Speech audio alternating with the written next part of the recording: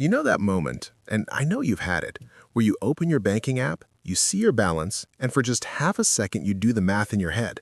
Not the clean math, the real math.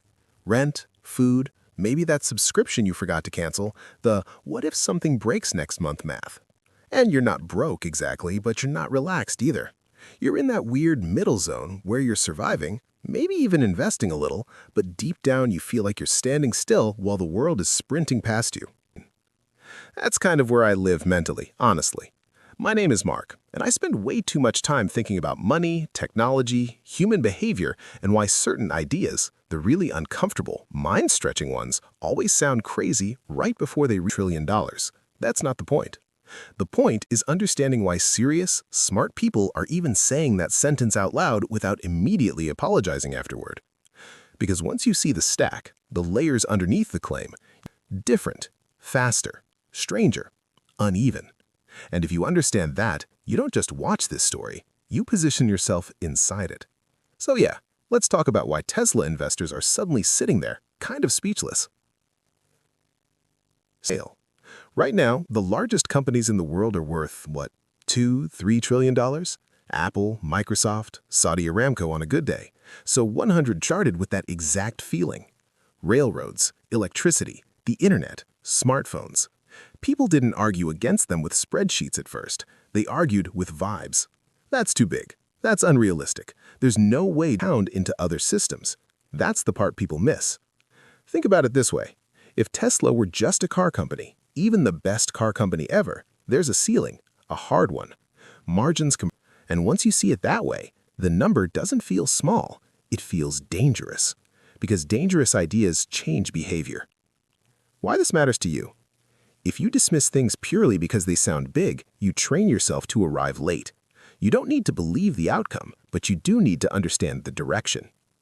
Or hype or optimism. She's not. She's talking about convergence. Here's the simple version. In the AI era, the companies that win aren't the ones with the best branding. They're the ones with the most unique, real-world data. Tesla has billions of miles of driving data. Not simulated, not theoretical, real. Together, they're terrifying. It's like realizing one company owns the roads, the robots, the energy grid, and the training data for intelligence that learns inside all three. That's not a normal business. That's infrastructure. Leading candidate.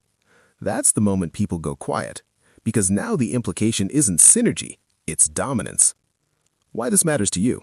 Convergence is where exponential outcomes come from. If you're evaluating opportunities, ARK Invest estimates the robo-taxi market could be $10 trillion by 2030. That alone would put Tesla's stock around $3,100 per share if they dominated it. But domination isn't even the autonomy alone. And yeah, I know, price-to-sales multiples compress over time, competition shows up, regulation exists. But let's pause. Tesla is already testing unsupervised FSD. Economics flip overnight. A car stops being an expense and becomes an asset. A depreciating thing turns into a cash flow machine. That's not incremental change. That's category destruction. Uber without drivers. Logistics without labor bottlenecks. Transportation without idle time. And once that happens, you don't just get a new market. You absorb existing ones. Why this matters to you? Autonomy isn't about convenience. It's about removing human cost from systems that were built around it. Whenever that happens, value explodes. Section 4.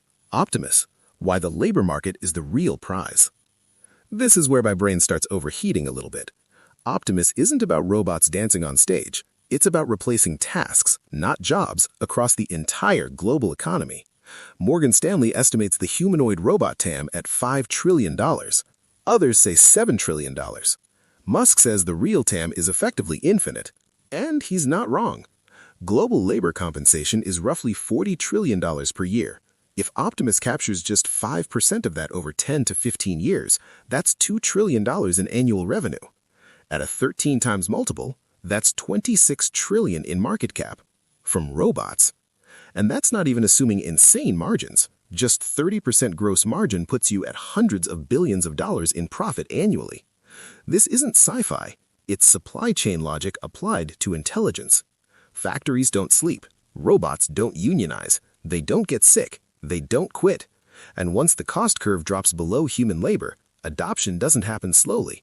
It happens all at once. Why this matters to you? Labor is the biggest cost center in the world.